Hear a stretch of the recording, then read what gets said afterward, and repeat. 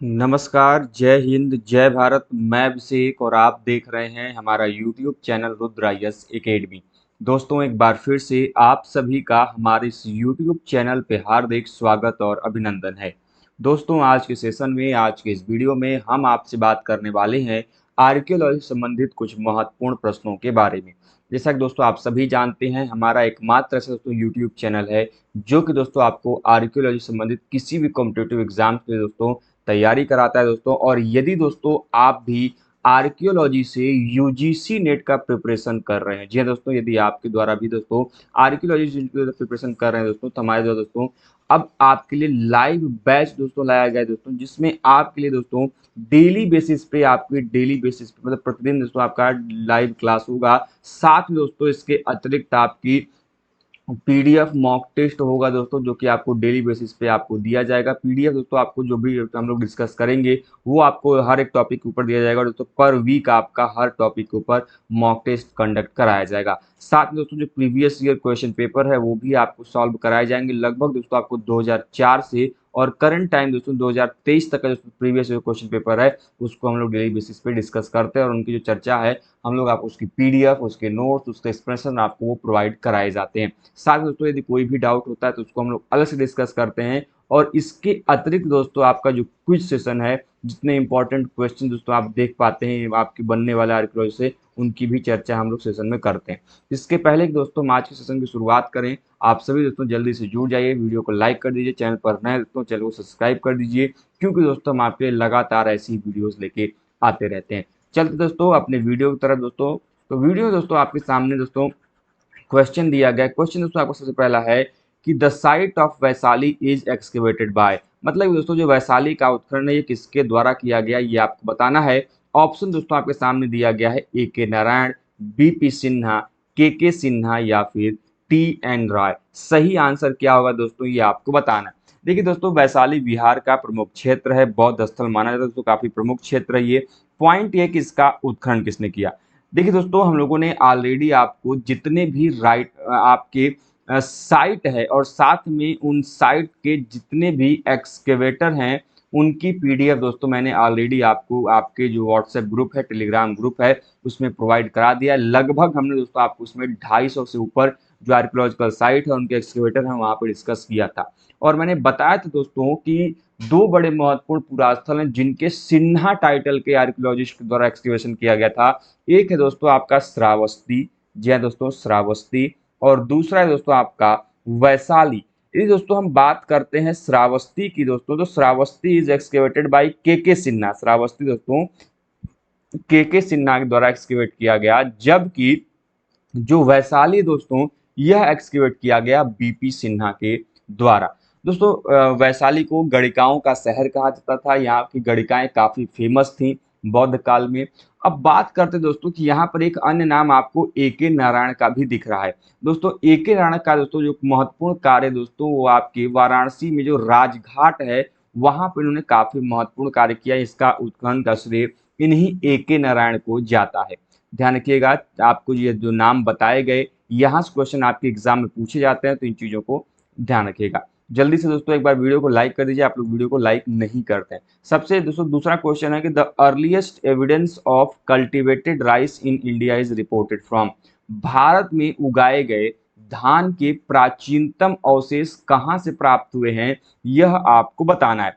दोस्तों अब आपको पता ही होगा कि जो प्राचीनतम साक्ष्य धान के वो लहुरा देवा और कोल्डिहवा के संदर्भ में दोस्तों आंसर किया जाता है। लेकिन यहाँ पर दोस्तों केवल और केवल ऑप्शन में आपको दोस्तों यहाँ पर कोल्डिहवा दिखाई दे रहा है, बाकी अतिरिक्त दोस्तों आपको इनाम गांव, आहार और कायथा दिखाई दे रहा है। इसका सही आंसर होगा दोस्तों कोल्डिहवा। इसके अतिरिक्त दोस्तों जो आपको तीन यहाँ पर पुरास्थल दिखाई दे रहे हैं, इनका संबंध दोस्तों चालकुलिथिक पीरियड से है, अर्थात ताम्र पाषाण काल से। किससे है, ताम्र पाषाण काल से, चालकुलिथिक पीरियड से है। अब पॉइंट यहाँ पर आपको ध्यान रखना है दोस्तों कि यह जो ताम्र पाषाण काल का इनाम गांव पुरास्थल की चर्चा हम कर रहे हैं चालकुलिथिक पीरियड की, इनाम गांव दोस्तों इसलिए जाना जाता है क्योंकि हमें दोस्तों विश्व में यहाँ पर सबसे पहली बार कृत्रिम सिंचाई के आर्टिफिशियल इरिगेशन सिस्टम कृत्रिम सिंचाई के प्रमाण मिलते हैं। जी दोस्तों, क्वेश्चन आपके एग्जाम में कई बार आया हुआ है कि विश्व में सर्वप्रथम कृत्रिम सिंचाई के प्रमाण कहाँ से मिले हैं, आर्टिफिशियल इरिगेशन सिस्टम के प्रमाण कहाँ से मिले हैं, नहर के प्रमाण कहाँ से मिले दोस्तों, तो वो मिला है आपका इनाम गांव का। बाकी दोस्तों आहार काय था, ये दोस्तों जब आपको मैं चालकोलिथिक पीरियड पढ़ाऊंगा, ताम्रपाषाण काल पढ़ाऊंगा, तब बताऊंगा कि किस प्रकार से दोस्तों मालवा कल्चर हो गया, आहार कल्चर हो गया, जोरवे कल्चर हो गया, कायथा कल्चर हो गया, ये आपके ताम्रपाषाण काल की प्रमुख संस्कृतियों के रूप में जाने जाते हैं। उन्हीं में से दोस्तों आपके जो आहार और कायथा है, ये पुरास्थलों के नाम भी हैं और इन्हीं के आधार पर दोस्तों संस्कृतियों का भी नाम रखा गया। जब हम चर्चा करेंगे दोस्तों तो वहां पर आपको बताएंगे। अब मेरा क्वेश्चन दोस्तों आपसे, बड़ा फेमस क्वेश्चन आपके एग्जाम में कई बार पूछा गया है कि जो आहार पुरास्थल है, इसका उत्खनन किसके द्वारा किया गया, who excavated the site of आहार, आहार पुरास्थल का उत्खनन किसके द्वारा किया गया दोस्तों, ये आपको बताना है। अगला क्वेश्चन दोस्तों आपके सामने दिया गया है कि human burials have not been found at the site, मानव समाधान, ध्यान के यहाँ पे भवाधान लिखा है, इसको आप स कर लेंगे, मानव समाधान किस स्थल से नहीं पाए गए हैं। ऑप्शंस आपके सामने दिया गया है, सराय नाहर राय, भीमबेटका, लंघनाज या फिर बीर भानपुर। बड़ा इंपॉर्टेंट है दोस्तों। देखिए दोस्तों, सबसे पहली बात कि यहाँ पर बात किसकी की जा रही है, मानव समाधानों की जा रही है। अब जब भी मानव समाधान आए तो आपको ध्यान रखना है दोस्तों कि विश्व में पहली बार जो मानव समाधान है, यह किसके द्वारा किया गया था, किस मानव के द्वारा दोस्तों, तो विश्व में सबसे पहली बार जो मानव समाधान है दोस्तों, यह किया गया था नियंडरथल मानव के द्वारा। जी दोस्तों, समाधान की जो प्रक्रिया है, यह शुरू किया गया था दोस्तों आपके नियंडरथल मानव जो सबसे पहली बार जो आपकी समाधान की प्रक्रिया वो शुरू की गई थी। एक्चुअली दोस्तों नियंडरथल मानव के द्वारा दोस्तों क्या किया गया था कि जो मुस्टेरियन संस्कृति है, जो कि दोस्तों आपकी कहाँ की संस्कृति है, मुस्टेरियन संस्कृति दोस्तों आपकी पश्चिमी यूरोप की फ्रांस में स्थित दोस्तों आपका जो ला मुस्तेर है, वहां सबसे पहली बार प्राप्त होने वाली मुस्टेरियन संस्कृति मध्य पूर्व पाषाण काल की संस्कृति है, मिडिल पैलियोलिथिक एज की संस्कृति है। और वहीं पर दोस्तों नियंडरथल मानव द्वारा सबसे पहली बार समाधान की जो प्रक्रिया दोस्तों वहां से प्राप्त किया गया था। अब पॉइंट ये है कि भारत के संदर्भ में कौन से ऐसे पुरास्थल है जहां से दोस्तों इस प्रकार के जो प्रमाण है हमें देखने को नहीं मिलते। ऑप्शन दोस्तों आपके सामने सराय नाहरराय दिया गया है, लंगनाज दिया गया है, भीमबेटका दिया गया है और बीरभानपुर दिया गया है। आंसर होगा दोस्तों आपका भीमबेटका। लेकिन दोस्तों आपको कई बार भीमबेटका से अन्य क्वेश्चन भी बनते हैं कि भीमबेटका की खोज किसके द्वारा की गई दोस्तों, किसकी खोज की गई दोस्तों, वी.एस. वाकणकर के द्वारा। जी दोस्तों, वी.एस. वाकणकर के द्वारा जो दोस्तों इस पुरास्थल की खोज की गई और उसको भीमबेटका जाना जाता है अपने प्री हिस्टोरिकल पेंटिंग के लिए। जी हाँ दोस्तों, यहाँ से में प्रागैतिहासिक चित्रकला के प्रमाण मिलते हैं। किसके प्रमाण मिलते हैं दोस्तों, जो प्रागैतिहासिक चित्रकलाएं हैं, प्रागैतिहासिक चित्रकलाएं प्री हिस्टोरिकल रॉक पेंटिंग से दोस्तों जो प्रमाण है यहाँ से हमें देखने को मिलते हैं।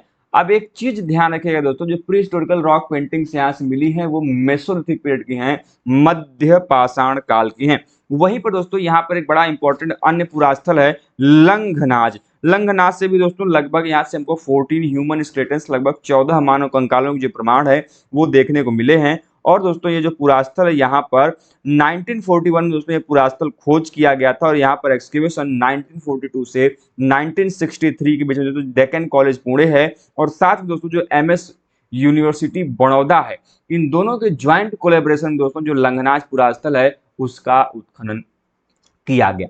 आगे चलते दोस्तों अगले क्वेश्चन की तरफ। अगला क्वेश्चन आपके सामने है कि गैरिक मृदभांड, जिसे दोस्तों हम शॉर्ट फॉर्म में ओसीपी के रूप में जानते हैं, जिसे हम ऑकर कलर पॉटरी के रूप में भी जानते हैं, के पुरास्थल अधिकांशतः किस क्षेत्र में प्रसारित है। ऑप्शन दोस्तों आपके सामने दिए गए हैं, ऊपरी गंगा घाटी, मध्य गंगा घाटी, निम्न गंगा घाटी या फिर मालवा क्षेत्र। मतलब कि upper Ganga valley, middle Ganga valley, lower Ganga valley और Malwa region. What is the right answer. काफी महत्वपूर्ण है क्वेश्चन, आपके एग्जाम में यहाँ से पूछा जाता है कि भैया जो आपकी ओसीपी है इसका संबंध किस किस क्षेत्र से, इस प्रकार के जो प्रमाण है वो हमें देखने को मिलते हैं। तो दोस्तों जब भी आप इन क्षेत्रों को देखते हैं दोस्तों, तो ये जो आपके ऊपरी गंगा घाटी का जो क्षेत्र है, अपर गंगा जो घाटी का जो क्षेत्र है ऊपरी गंगा घाटी का, वहां पर दोस्तों आपके इस प्रकार के जो प्रमाण है ओसीपी के वो दिखाई देते हैं। अब जब भी बात ओसीपी की आती है दोस्तों तो ध्यान रखिएगा, ओसीपी का संबंध पूछ लिया जाता है किस काल से है। तो ध्यान रखिए दोस्तों, जो ताम्र निधियां होती हैं, जो कॉपर होल्ड पीरियड है जहां से ताम्र निधियों के प्रमाण मिलते हैं दोस्तों, कॉपर होल्ड के प्रमाण मिलते हैं, उन्हीं के साथ दोस्तों एसोसिएट किया जाता है इस ओसीपी को, ऑकर कलर पॉटरी को। अब पॉइंट ये दोस्तों कि यहां से जो ऑकर कलर पॉटरी ओसीपी के प्रमाण मिले, सबसे पहली बार दोस्तों किसके और कहां से मिले दोस्तों, तो 1949 में 1949 में दोस्तों सबसे पहली बार बीबी लाल के दोस्तों, ब्रिजवासी लाल इनका पूरा नाम है, इनके द्वारा दोस्तों दो बड़े महत्वपूर्ण क्षेत्र, एक है दोस्तों राजपुर परसू और दूसरा है दोस्तों आपका बिसौली। इन दोनों पुरास्थलों से सबसे पहली बार दोस्तों बीबी लाल को इनकी प्राप्ति जो है दोस्तों वो हुई थी। वहीं पर दोस्तों इन मृदभांडों को दोस्तों, जिसे हम गैरिक मृदभांड, कपिस मृदभांड, ओसीपी के रूप में जानते हैं, इनका जो नामकरण दोस्तों वो कहां पर किया गया था, तो ओसीपी का जो नामकरण दोस्तों आपके हस्तिनापुर में हमें देखने को मिलता है। कहां पर, हस्तिनापुर में जो है इनका नामकरण हमें देखने को मिलता है। तो ये कुछ चीजें हैं दोस्तों आपको ध्यान रखनी होंगी। ऐसे आपके जो ओसीपी के मृदभांड है बहुत अन्य जगहों से भी प्राप्त हुए, एग्जाम्पल के तौर पर हस्तिनापुर से प्राप्त हुए, अतरंगी खेड़ा से प्राप्त हुए, अहिछत्र से प्राप्त हुए, नोह हो गया, श्रृंगवेरपुर हो गया, बड़ा गांव हो गया, अम्बाखेड़ी, लाल किला, सैपई, ये ऐसे पुरास्थल हैं जहां से ओसीपी के जो मृदभांड हैं वो हमें देखने को मिलते हैं। चलिए आगे चलते दोस्तों अगले क्वेश्चन की तरफ। अगला क्वेश्चन दोस्तों कि Bagor site was excavated by. अब देखिए दोस्तों दो बड़े महत्वपूर्ण पुरास्थल है, एक है दोस्तों आपका बागोर और दूसरा पुरास्थल दोस्तों आपका बाघोर। दोनों अलग अलग साइट है दोस्तों और बच्चे यहीं पर आपके कंफ्यूज हो जाते हैं। तो क्वेश्चन यहां पर क्या है दोस्तों कि जो बागोर साइट है, इस बागोर का उत्खनन किसके द्वारा किया गया। तो बाघोर और बागोर बड़े इंपॉर्टेंट हो जाते हैं और इनका उत्खनन किसके द्वारा किया गया दोस्तों, ये आपको बताना है। ऑप्शंस दोस्तों आपके सामने दिया गया है, G R Sharma, R K. Verma, V N. Mishra या फिर S B. Dev. What is the right answer. तो दोस्तों जब भी आप बागोर को पढ़ें, बागोर आपके एग्जाम में कई बार ये पूछा गया है कि बागोर पुरास्थल जो है यह कहां पर स्थित है, किसके द्वारा यहाँ पर उत्खनन का कार्य किया गया, ऐसे क्वेश्चन जो है दोस्तों लगातार ये पूछे जाते हैं। चलिए ठीक है, बताइए भाई बागोर जो पुरास्थल है इसका उत्खनन किसके द्वारा किया गया था, कोई बता सकता है। काफी महत्वपूर्ण क्वेश्चन है आपके एग्जाम में, यहां से जो क्वेश्चन है वो पूछे जाते हैं, बताइए। मैं समय दे रहा हूं, देखिए ये बड़ा इंपॉर्टेंट क्वेश्चन है आपके एग्जाम में, लगातार यहां से क्वेश्चन बने हैं, इसीलिए क्वेश्चन जो है मैं आपसे पूछ रहा हूं।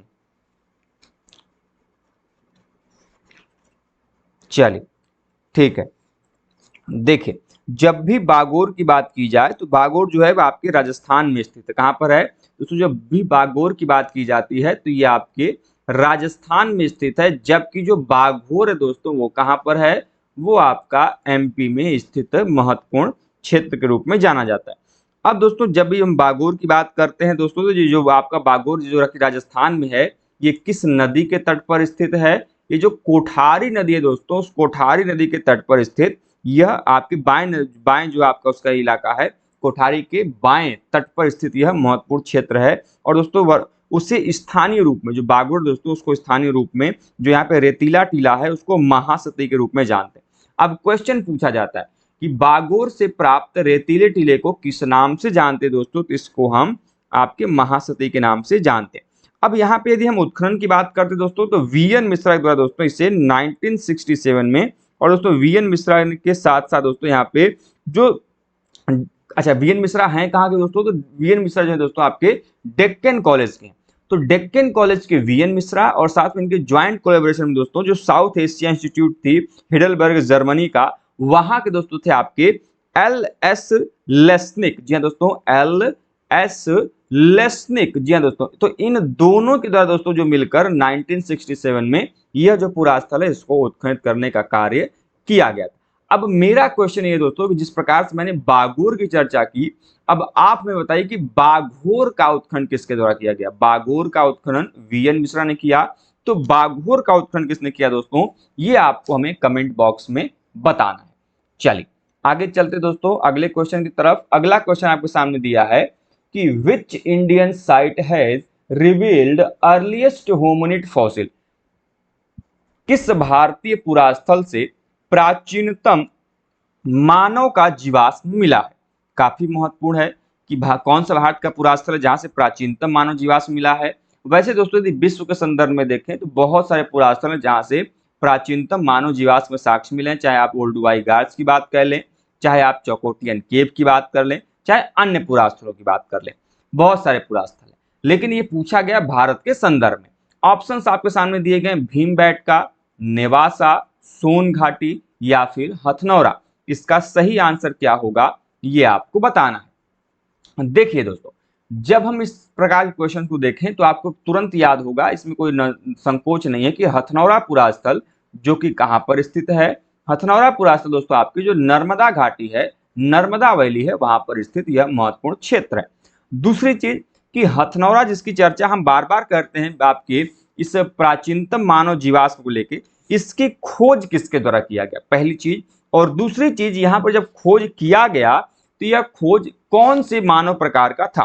कई बार ये क्वेश्चन आपने जरूर सुना होगा और ये क्वेश्चन की चर्चा आज हम यहां पर आपके सामने करेंगे। देखिए दोस्तों, जब भी इस प्रकार के क्वेश्चन पूछे जाएं तो ध्यान रखिएगा कि सबसे पहली बात कि जो हथनौरा से आपके मानव जीवाश्म मिला जो कि नर्मदा घाटी में है, यह किया गया था खोज आपके अरुण सुनाकिया के द्वारा।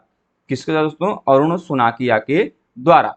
अरुण सुनाकिया दोस्तों एक जियोलॉजिस्ट थे, एक क्या थे? भूतत्वविद थे। और इनके द्वारा दोस्तों यहाँ का जो लेटेराइट जमाव था वहां से नर्मदा घाटी में इस प्रकार के जो होमो इरेक्टस के जो जीवाश्म, अच्छा एक चीज और कि यहाँ से जो आपका जीवाश्म मिला वह कौन सा प्रकार था दोस्तों? आपके होमो इरेक्टस का प्रकार था। इसे दोस्तों वहां पर नर्मदा घाटी में प्राप्त होने की वजह से होमो इरेक्टस नर्मेदेंसिस के नाम से जाना जाता है। जी दोस्तों, होमो इरेक्टस नर्मेदेंसिस के नाम से दोस्तों हम इसे जानते। तो कई बार आपके एग्जाम में पूछा जाता है। देखिए, होमो इरेक्टस के कई सारे जीवाश्म अलग अलग पुरास्थलों से प्राप्त हुए हैं। जैसे यही जीवाश्म जब चाइना से प्राप्त होता है चौकोटियन केव से, तो इसे हम पेकिंग मानव के नाम से जानते हैं। यही जब आपके जावा से प्राप्त होता है त्रिनिल नामक स्थान से, तो उसे हम जावा मैन के नाम से जानते हैं, जो कि जावा नामक स्थान से प्राप्त हो रहा है। तो ये कुछ ऐसी चीजें हैं जो कि आपके दिमाग में होनी चाहिए। होमो इरेक्टस के जीवाश्म थ्रू आउट वर्ल्ड अलग अलग पुरास्थलों से मिले हैं और इनके प्रकार अलग अलग हैं। ठीक है, होमो इरेक्टस का नाम किस लिए पड़ा? तो होमो इरेक्टस प्रथम ऐसा मानव था जो कि अपने रीढ़ की हड्डी पर सीधा चलकर वो चल पाया, संभव हो पाया। ठीक है, इस चीज को ध्यान रखिएगा।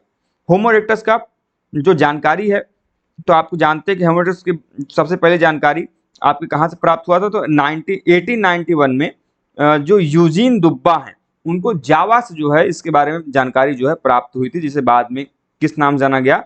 बाद में आप जो जावा मानव है उसको जाना गया और इसको वर्तमान समय में पिथेंक्रोथोपस इरेक्टस के नाम से भी जाना जाता है। खैर ये चीजें अलग हैं, ह्यूमन रिलेशन पढ़ाए थे तो वहां पर हमने आपको चर्चा इसके बारे में बताया था। अगला क्वेश्चन कि potassium argon method is used to date. जो पोटेशियम आर्गन तिथि विधि है यह किसका निर्धारण करती है?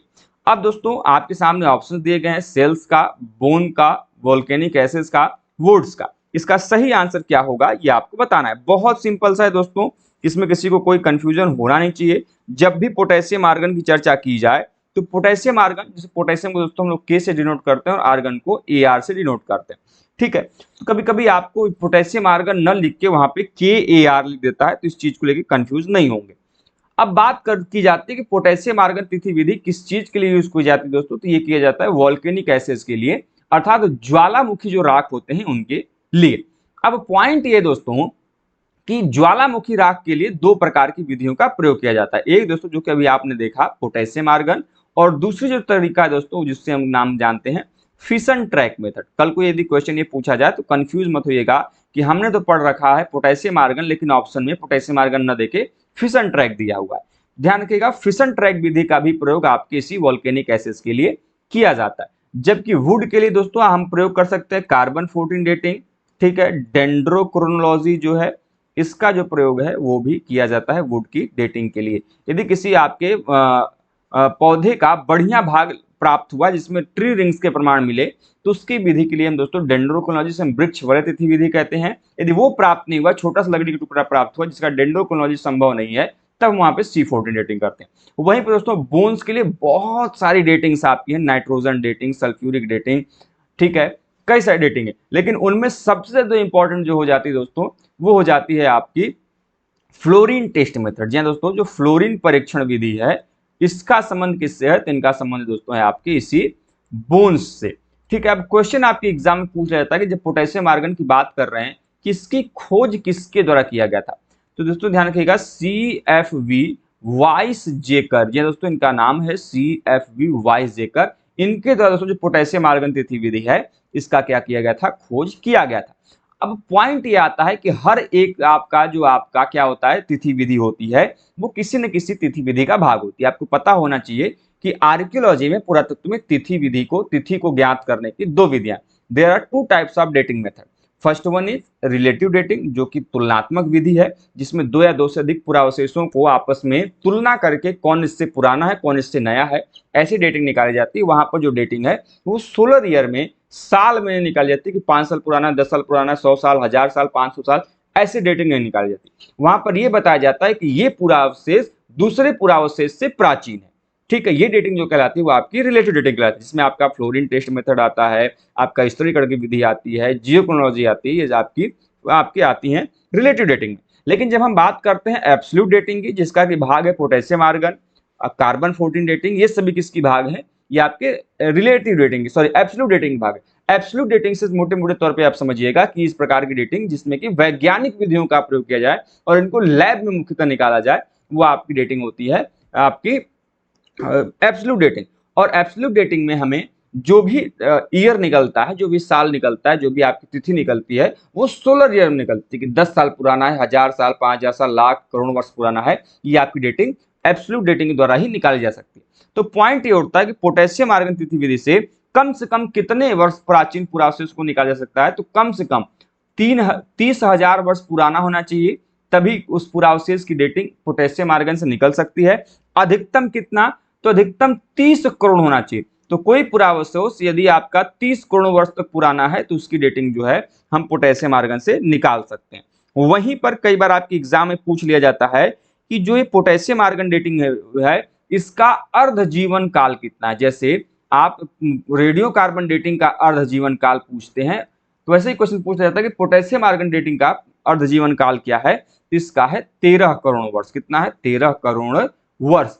अब मेरा एक क्वेश्चन है आपसे कि यदि मैंने पोटेशियम आर्गन डेटिंग का अर्ध जीवन काल बताया, तो आपको अब कमेंट बॉक्स में बताना है कि C14 डेटिंग अर्थात कार्बन 14 डेटिंग का अर्ध जीवन काल क्या होता है। ये आप हमें कमेंट बॉक्स में जरूर से बताइएगा।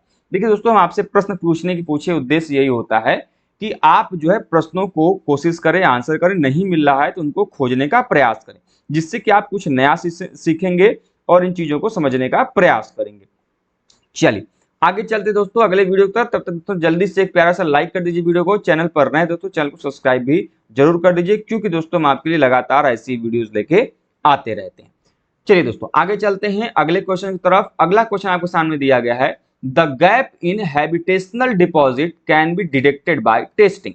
दोस्तों आवासीय जमाव के अंतराल का पता कैसे किया जाता है? देखिए दोस्तों, आर्कियोलॉजी में जब आप स्तरीकरण का कॉन्सेप्ट पढ़ोगे, तो स्तरों का निर्धारण अलग अलग विधियों के द्वारा किया जाता है। जो स्तरों का निर्धारण होता है वो उनके रंग के आधार पे, उनके जमावट के आधार पे, उनका डिपोजिशन कैसे हुआ है, उनकी कंडीशंस के आधार पे, उनकी संरचनाओं के आधार पे और उनसे मिलने वाले जो मिनरल्स हैं उनके आधार पे जो स्तरीकरण है, उनके स्तरों का निर्धारण किया जाता है। तो क्वेश्चन ये है कि मान लीजिए कहीं से दो स्तरों का जमाव मिला, तो उसमें जो आवासीय जमाव है, जो हैबिटेशनल डिपॉजिट किसे कहते हैं, आवासीय जमाव किसे कहते हैं? तो वो जमाव जहां पे मनुष्य के रहे जाने का प्रमाण मिलता है। तो उसका पता कैसे चलाएंगे दोस्तों? तो उसका पता चलता है हमें फास्फोरस की मौजूदगी के कारण। यदि किसी स्तर से हमें फास्फोरस की मौजूदगी एक अच्छी संख्या में प्राप्त हो रही है, तो due to the presence of phosphorus we can identify the habitational deposit. हम किसका पता चला सकते हैं? आवासीय जमाव जो पता है वो हम लगा सकते हैं। अब दोस्तों यहाँ पर कॉन्सेप्ट आया किसका? स्तरीकरण का। और स्तरीकरण का कॉन्सेप्ट जो है दोस्तों, ये पुरातत्व का नहीं है, बल्कि किसका है? भूतत्व का है, अर्थात जियोलॉजी का है। हमने इसे जियोलॉजी से एडॉप्ट किया कहां पर? आर्कियोलॉजी में। और इसे सबसे पहली बार आर्कियोलॉजी में प्रयोग किया गया था पिट रिवर्स के द्वारा। वहीं पर यदि इंडियन आर्कियोलॉजी में बात करें, तब आप कहेंगे कि इंडियन आर्कियोलॉजी में इसे यूज किया था मार्टिमर व्हीलर ने। विश्व के संदर्भ में पिट रिवर्स ने और भारतीय पुरातत्व में मार्टिमर व्हीलर ने। चलिए आगे चलते दोस्तों आज के क्वेश्चन की तरफ। Painted grey ware deposit, painted grey ware period is known for the use of.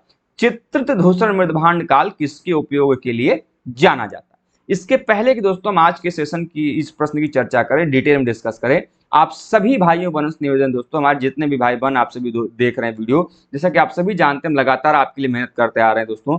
तो हमारा दोस्तों एक नया चैनल है CUET अड्डा पॉइंट। जी हाँ दोस्तों, CUET अड्डा पॉइंट दोस्तों हमारा नया चैनल है दोस्तों। आप इसे हमारे जरूर से चैनल को सब्सक्राइब करें दोस्तों, आप सभी का सहयोग रहेगा तभी दोस्तों हम आपके लिए आगे और भी बढ़िया जो बेहतर क्वेश्चन है वो ले आ पाएंगे। तो निवेदन है दोस्तों आप सभी से कि हमारा दोस्तों जो एक नया चैनल है जो कि आपको दोस्तों CUET संबंधित सभी प्रकार के इन्फॉर्मेशन प्रोवाइड कराता है दोस्तों, तो इस चैनल को दोस्तों आप जरूर से सपोर्ट करें। उसकी जो दोस्तों आपकी लिंक है उसको मैं डिस्क्रिप्शन बॉक्स में, कमेंट बॉक्स में दोस्तों प्रोवाइड करा दूंगा। आप सभी उसके माध्यम से उसको जरूर से दोस्तों सब्सक्राइब करें और अपने अन्य मित्र जो आपके सहपाठीगण हैं उनसे भी दोस्तों सब्सक्राइब जरूर कराएं। चलिए दोस्तों आगे चलते हैं। क्वेश्चन क्या है कि पेंटेड ग्रेवेयर यह किस काल के लिए जाना जाता है? देखिए दोस्तों पेंटेड ग्रेवेयर जो दोस्तों आपको जाना जाता है वो आयरन एज के लिए। किसके लिए? आयरन एज के लिए दोस्तों जाना जाता है। भारत में देखिए जब भी आयरन एज की बात की जाएगी तो आप इसे दो भागों में बांट लीजिएगा। एक जिससे आप बांटिएगा नॉर्थ इंडिया में, ठीक है, और दूसरा बांटिएगा दोस्तों इसे साउथ इंडिया में। जब भी दोस्तों भारत में नॉर्थ इंडिया और साउथ इंडिया के आयरन एज के दोस्तों आप टाइमलाइन की बात करेंगे तो दोनों डिफर हैं। जब दोस्तों भारत में उत्तर भारत में आयरन एज चलता है तो वहां पर दोस्तों आपके नॉर्थ इंडिया में हमें किस काल का संस्कृति का प्रमाण पता चलता है? PGW जो संस्कृति होती है दोस्तों, पेंटेड ग्रेवेयर चित्रित धूसर मृदभांड परंपरा, वो दिखाई देती है। लेकिन दोस्तों जब दक्षिण भारत की तरफ जाते हैं और दक्षिण भारत में जब लौह काल को देखते हैं दोस्तों तो उस समय वहां पे PGW न होकर दोस्तों कौन सा कल्चर होता है? वहां पे हमें मेगालिथिक कल्चर का पता चलता है।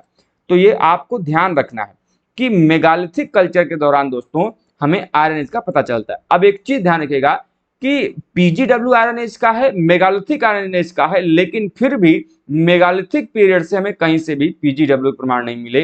तो कौन सा मृदभांड मिला दोस्तों? ये आपका BRW मिला। ठीक है, तो BRW भी आयरन से संबंधित है, लेकिन ये दक्षिण भारत के संदर्भ में जो है यहां से हमें दिखाई देता है। ठीक है, चलिए आगे चलते दोस्तों अगले और आज के अंतिम सेशन की तरफ। अंतिम सेशन का प्रश्न क्या है कि sir Mortimer Wheeler organize the first camp for training student in excavation at. Sir Mortimer Wheeler ने सर्वप्रथम उत्खनन शिविर छात्रों हेतु कहां पर आयोजित किया? ऑप्शंस आपके सामने है, ब्रह्मगिरी, हड़प्पा, तक्षशिला या फिर अरिकामेडू। आप जानते दोस्तों मार्टिमर व्हीलर एक ऐसे विद्वान थे जिनके द्वारा भारतीय पुरातत्व को एक नया आयाम दिया गया। ऐसा क्यों कहा जाता है? कहा इसलिए जाता है दोस्तों क्योंकि इन्होंने, मार्टिमर व्हीलर ने सबसे पहली बार भारतीय पुरातत्व में जो वैज्ञानिक उत्खनन की विधियां हैं, जो साइंटिफिक एक्सकेवेशन का मेथड है, ये व्हीलर के द्वारा ही शुरू किया गया। साथ में आपके जो पुरातत्व में वर्तमान में स्टैटिग्राफी का कॉन्सेप्ट आप देखते हैं, स्तरीकरण का जो सिद्धांत देखते हैं, ये भी देन है दोस्तों आपके मार्टिमर व्हीलर की। और साथ में दोस्तों मैंने अभी बताया कि जो वैज्ञानिक उत्खनन है ये भी किसके द्वारा दोस्तों दिया गया? ये भी दिया गया दोस्तों आपके इन्हीं मार्टिमर व्हीलर के द्वारा। तो मार्टिमर व्हीलर ने दोस्तों एक नया पहल किया था कि पहले उनको क्या करना पड़ता था कि मजदूरों को लगा के या फिर जो चीजें थी वो एक सीमित दायरे तक होती थी, लेकिन इन्होंने कहा कि जो छात्र पढ़ रहे हैं उन छात्रों के लिए कैंप लगाया जाए और कैंप में उनको ट्रेनिंग दी जाए उत्खनन का। और यह कार्य मार्टिमर व्हीलर द्वारा शुरू किया गया, वो भी कहां पर दोस्तों? तो आपके तक्षशिला पर। और इसी तक्षशिला से दोस्तों जो भीर टीला है, यहाँ पे दोस्तों 3 टीले मिले हैं, भीर टीला, सिरकप टीला, सिरसुख टीला। ठीक है, तो ये 3 टीले मिले दोस्तों। तो जो भीर माउंड है यहाँ से हमें सबसे पहली बार दोस्तों यहीं से किसके प्रमाण मिला था? NBPW के प्रमाण से। नॉर्दर्न ब्लैक पॉलिश्ड वेयर का दोस्तों मृदभांड का सबसे उत्कृष्ट पात्र परंपरा है, वो आपके इसी तक्षशिला से प्राप्त हुआ था दोस्तों। इस प्रकार से हम लोगों ने आज के सेशन में 10 प्रश्न किए दोस्तों, क्वेश्चन नंबर 35 से क्वेश्चन नंबर 45 की दोस्तों। तो उम्मीद करते हैं कि आपको ये प्रश्न समझ में आए होंगे, आपको बहुत डिटेल में हमने इसको समझाने का प्रयास किया। ऐसे ही दोस्तों आपको हम लोग आगे भी डिस्कस करेंगे क्वेश्चन, चैनल पर बने रहें। तो मिलते हैं दोस्तों नेक्स्ट वीडियोज में नए इन्फॉर्मेशन, नए क्वेश्चन के साथ। तब तक के दोस्तों स्वस्थ रहिए, मस्त रहिए। जय हिंद, जय भारत, हर हर महादेव।